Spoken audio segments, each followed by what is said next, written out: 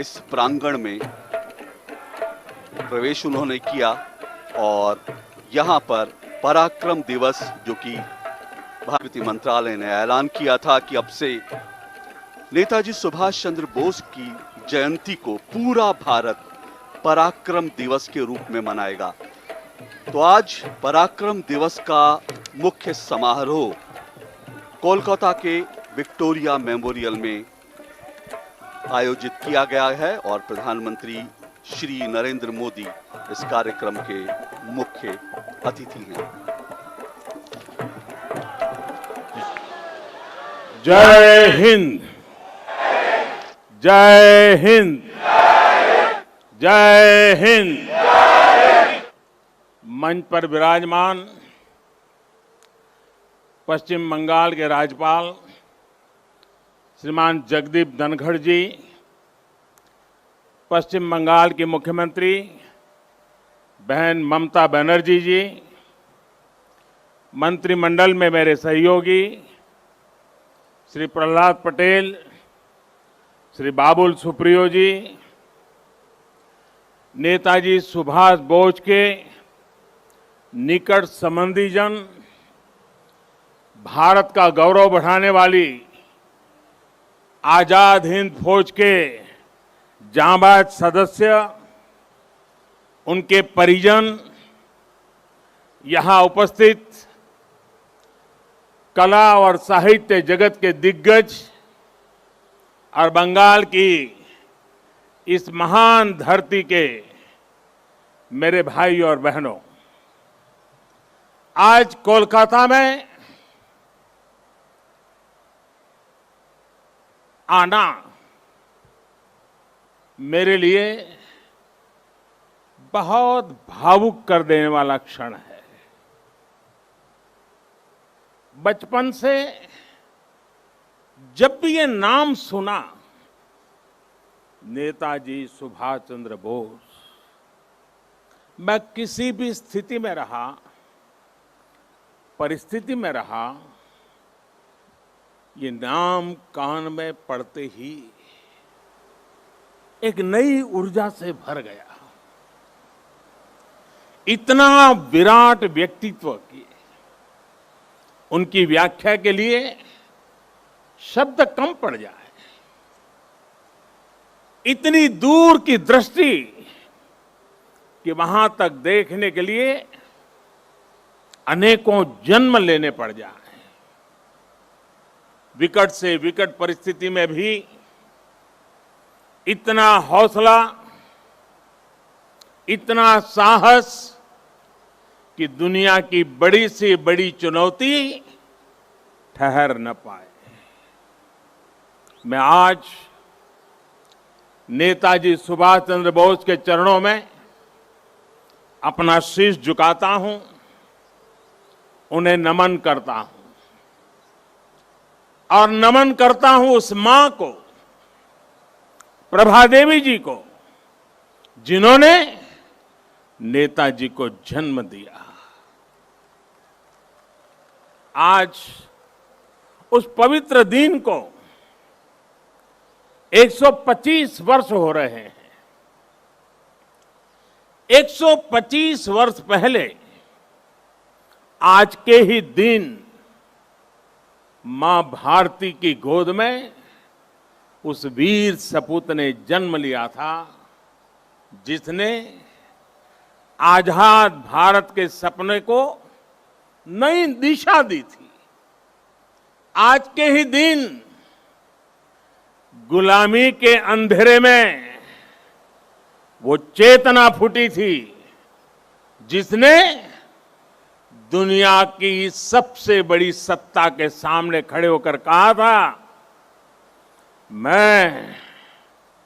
मैं तुमसे आजादी मांगूंगा नहीं, आजादी छीन लूंगा।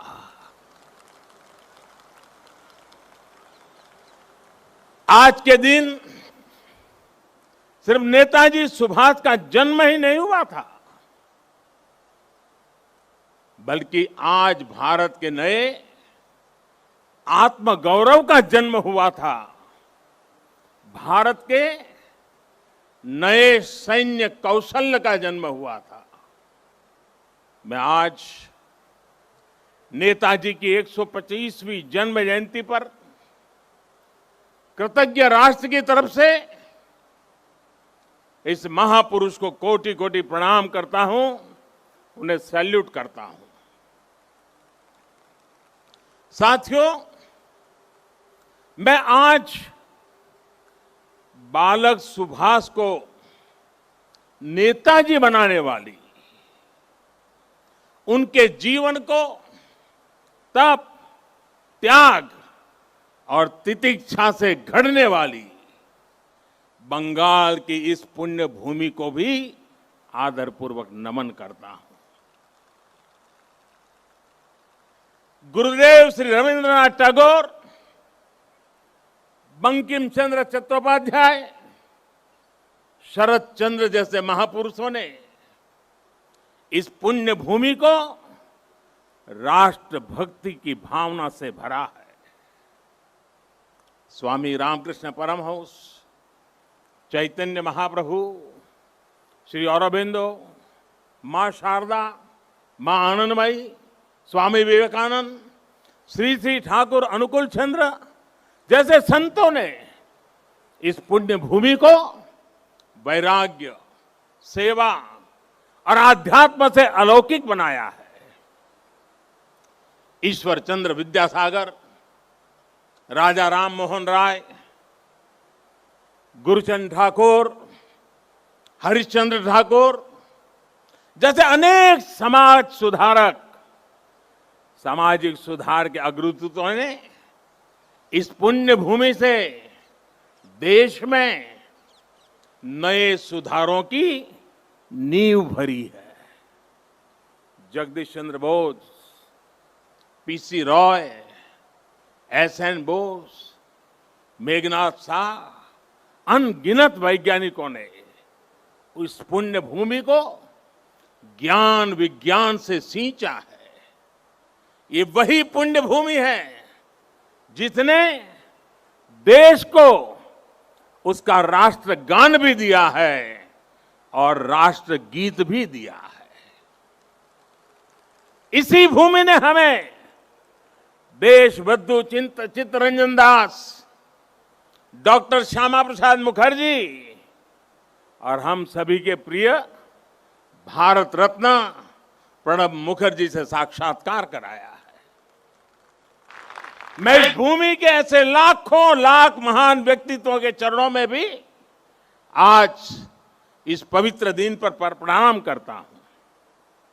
साथियों, यहां से पहले मैं भी नेशनल लाइब्रेरी गया था, जहां नेताजी की विरासत पर एक इंटरनेशनल कॉन्फ्रेंस और आर्टिस्ट कैंप का आयोजन हो रहा है। मैंने अनुभव किया, नेताजी का नाम सुनते ही हर कोई कितनी ऊर्जा से भर जाता है। नेताजी के जीवन की ऊर्जा जैसे उनके अंतर मन से जुड़ गई है। उनकी यही ऊर्जा, यही आदर्श, उनकी तपस्या, उनका त्याग देश के हर युवा के लिए बहुत बड़ी प्रेरणा है। आज जब भारत नेताजी की प्रेरणा से आगे बढ़ रहा है, तो हम सबका कर्तव्य है कि उनके योगदान को बार बार याद किया जाए, पीढ़ी दर पीढ़ी याद किया जाए। इसलिए देश ने तय किया है कि नेताजी की 125वीं जयंती के वर्ष को ऐतिहासिक, अभूतपूर्व भव्यता भरे आयोजनों के साथ मनाए। आज सुबह से देश भर में इससे जुड़े कार्यक्रम हर कोने में हो रहे हैं। आज इसी क्रम में नेताजी की स्मृति में एक स्मारक सिक्का और डाक टिकट जारी किया गया है। नेताजी के पत्रों पर एक पुस्तक का विमोचन भी हुआ है। कोलकाता और बंगाल जो उनकी कर्मभूमि रहा है, यहां नेताजी के जीवन पर एक प्रदर्शनी और प्रोजेक्शन मैपिंग शो भी आज से शुरू हो रहा है। हावड़ा से चलने वाली ट्रेन हावड़ा कालका मेल का भी नाम अब नेताजी एक्सप्रेस कर दिया गया है। देश ने यह भी तय किया है कि अब हर साल हम नेताजी की जयंती यानी 23 जनवरी को पराक्रम दिवस के रूप में मनाया करेंगे। हमारे नेताजी भारत के पराक्रम की प्रतिमूर्ति भी है और प्रेरणा भी है। आज जब इस वर्ष देश अपनी आजादी के 75 वर्ष में प्रवेश करने वाला है, जब देश आत्मनिर्भर भारत के संकल्प के साथ आगे बढ़ रहा है, तब नेताजी का जीवन, उनका हर कार्य, उनका हर फैसला हम सभी के लिए बहुत बड़ी प्रेरणा है। उनके जैसे फौलादी इरादों वाले व्यक्तित्व के लिए असंभव कुछ भी नहीं था। उन्होंने विदेश में जाकर देश से बाहर रहने वाले भारतीयों की चेतना को झकझोरा। उन्होंने आजादी के लिए आजाद हिंद फौज को मजबूत किया। उन्होंने पूरे देश से हर जाति, पंथ, हर क्षेत्र के लोगों को देश का सैनिक बनाया। उस दौर में जब दुनिया महिलाओं के सामान्य अधिकारों पर ही चर्चा कर रही थी, नेताजी ने रानी झांसी रेजिमेंट बनाकर महिलाओं को अपने साथ जोड़ा। उन्होंने फौज के सैनिकों को आधुनिक युद्ध के लिए ट्रेनिंग दी। उन्हें देश के लिए जीने का जज्बा दिया, देश के लिए मरने का मकसद दिया। नेताजी ने कहा था, भारत डाक छे रोकटो डाक दिए छे रोकतो के ओठो दांडाओ आमोदेर नोस्टो करार मतो सोमोय नोय। अर्थात भारत बुला रहा है, रक्त रक्त को आवाज दे रहा है, उठो, हमारे पास अब गंवाने के लिए समय नहीं है। साथियों, ऐसी हौसले से भरी हुंकार सिर्फ और सिर्फ नेताजी ही दे सकते थे। और आखिर उन्होंने दिखा भी दिया कि जिस सत्ता का सूरज कभी अस्त नहीं होता, भारत के वीर सपूत रणभूमि में उसे भी परास्त कर सकते हैं। उन्होंने संकल्प लिया था, भारत की जमीन पर आजाद भारत की आजाद सरकार की नींव रखेंगे। नेताजी ने अपना ये वादा भी पूरा करके दिखाया। उन्होंने अंडमान में अपने सैनिकों के साथ आकर तिरंगा फहराया। जिस जगह अंग्रेज देश के स्वतंत्रता सेनानियों को यातनाएं देते थे, काला पानी की सजा देते थे, उस जगह जाकर उन्होंने सेनानियों को अपनी श्रद्धांजलि दी थी। वो सरकार अखंड भारत की पहली आजाद सरकार थी। नेताजी अखंड भारत की आजाद हिंद सरकार के पहले मुखिया थे। और ये मेरा सौभाग्य है कि आजादी की उस पहली झलक को सुरक्षित रखने के लिए 2018 में हमने अंडमान के उस द्वीप का नाम नेताजी सुभाष चंद्र बोस द्वीप रखा। देश की भावना को समझते हुए नेताजी से जुड़ी फाइलें भी हमारी सरकार ने सार्वजनिक की। ये हमारी ही सरकार का सौभाग्य रहा जो 26 जनवरी की परेड के दौरान आईएनए वेटरन्स परेड में शामिल हुए थे। आज यहां इस कार्यक्रम में आजाद हिंद फौज में रहे देश के वीर बेटे और बेटी भी उपस्थित है। मैं आपको फिर से प्रणाम करता हूं और कब प्रणाम करते हुए कहीं कहूंगा कि देश सदा सर्वदा आपका कृतज्ञ रहेगा,